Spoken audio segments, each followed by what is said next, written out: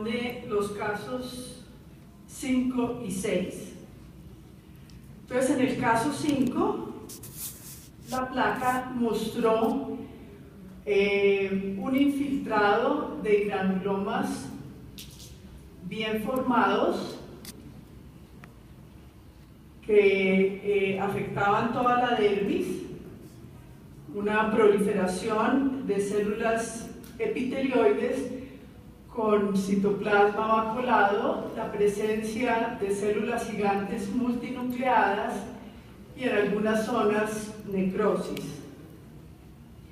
Estos granulomas afectaban también las estructuras foliculares y en una segunda placa este infiltrado se veía también en forma difusa en las fibras de colágeno con células aisladas. La presencia de estas células gigantes multinucleadas y también se observaron estructuras nerviosas con estos granulomas alrededor de la estructura nerviosa y la presencia de necrosis. Entonces, lo que predominaba en esta patología era la presencia de granulomas. Sabemos que los granulomas o el granuloma es un hallazgo histológico inespecífico que puede representar muchísimas enfermedades.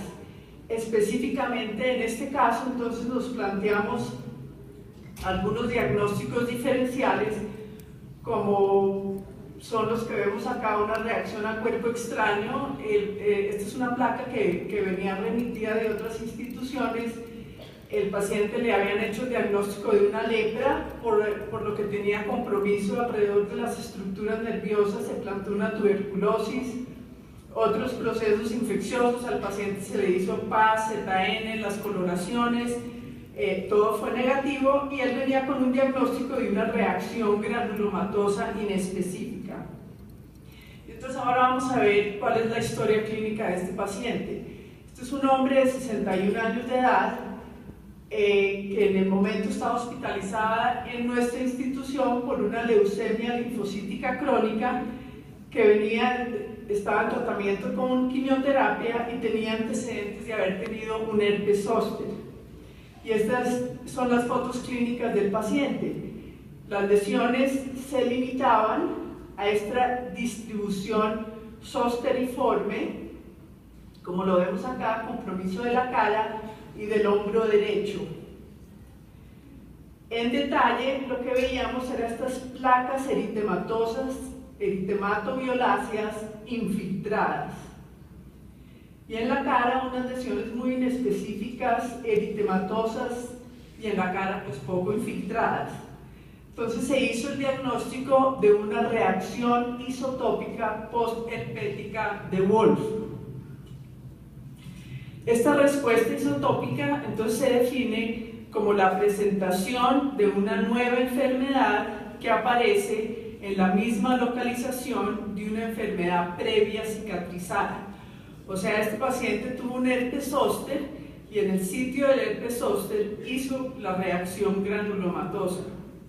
Y este es el esquema de lo que ocurre en esta reacción. El paciente hace un herpes zóster, luego tiene un periodo de latencia y posteriormente hace una reacción granulomatosa en este caso.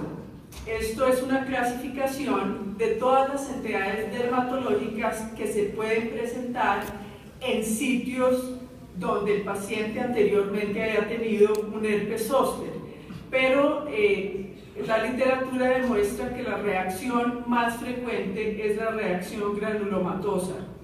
La patogénesis de esta entidad es que esta zona del herpes zóster es una zona que ellos denominan el distrito inmunocomprometido, y lo que dicen es, puede ser que al paciente le hayan quedado proteínas o restos virales y que esto sea lo que desencadena la reacción granulomatosa, o que en términos generales es un paciente que tiene una zona inmunológicamente comprometida que se ha dañado desde el punto de vista vascular y que también, como como sabemos, el herpes afecta las estructuras nerviosas y puede haber daño neural. Ellos hacen una lista, digamos, de la alteración de los neuropéptidos que a su vez afectan la parte inmunológica del paciente. Esto no solamente ocurre con el herpes, sino también puede ocurrir en otras lesiones, como son pacientes con linfedema crónico, sitios donde hay vacunas, traumatismos, radiaciones, quemaduras. Este es un artículo que curiosamente apareció recientemente en la revista de Patología Cutánea del mes de octubre, donde hay unos autores que recopilan 26 casos de esta dermatitis, que ellos la denominan dermatitis granulomatosa del herpes zóster. Lo que ellos plantean es que consideran que no es una reacción isotópica, como vemos la reacción de Koebner, sino que ellos consideran que es una respuesta a partículas virales que persisten después del tiempo, y que la reacción granulomatosa depende del tiempo en que ocurre esa reacción secundaria. Lo que ellos vieron es que si el paciente tiene el herpes y a los meses hacen esta reacción granulomatosa, lo que vamos a ver histológicamente es una reacción granulomatosa intersticial, y que si ya han pasado años, como en el caso de este señor, lo que se ven son granulomas bien formados.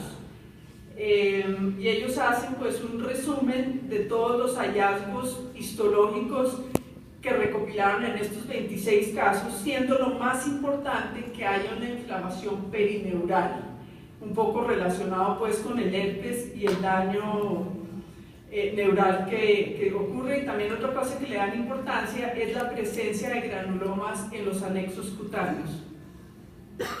Mi segundo caso es el caso que está en el microscopio 6, y lo que vimos fue una lesión névica compuesta. En esta lesión névica llamaba la atención un componente de unión importante con fenómeno de retracción y pérdida de la cohesión celular, compromiso de la estructura folicular y a nivel de la unión dermoepidérmica la presencia de una proliferación de melanocitos aislados, algunos con un poco de atipia y migración pagetoide. Acá vemos nuevamente la presencia de esta proliferación de los melanocitos. A esta paciente le habían hecho una biopsia anterior y la presencia pues de esta atipia celular en la unión dermoepidérmica y presencia de células gigantes multinucleadas. Entonces en esta paciente se planteó el diagnóstico diferencial histopatológico de un nevus celular compuesto, pero tipo displásico, o de un melanoma.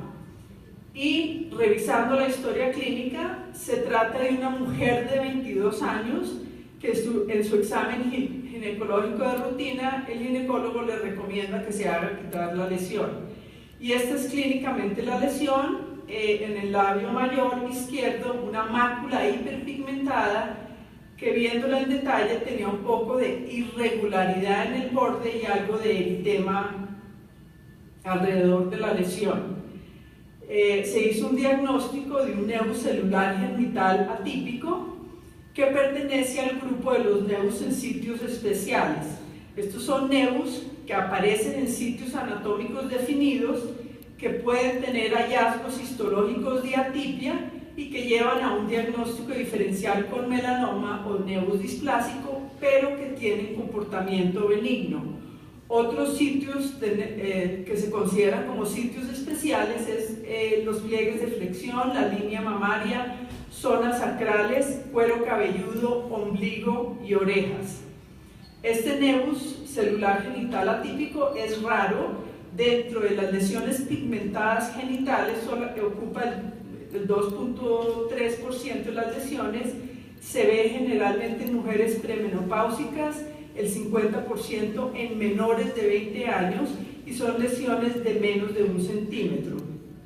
Para recordar, los hallazgos histológicos importantes es que generalmente son lesiones de neurocelular compuesto, pero son lesiones que están bien circunscritas, tienen un componente de unión prominente con fenómeno de retracción, con pérdida de cohesión celular, con nidos irregulares que tienden a formar puentes, migración paretoide, compromiso del epitelio folicular, y la atipia puede variar entre leve a severa. La importancia de esta lesión pues es reconocerla, saber que no se han descrito casos que terminen en melanoma y evitar diagnósticos que pueden llevar a cirugías extensas innecesarias en estas pacientes jóvenes. Muchas gracias.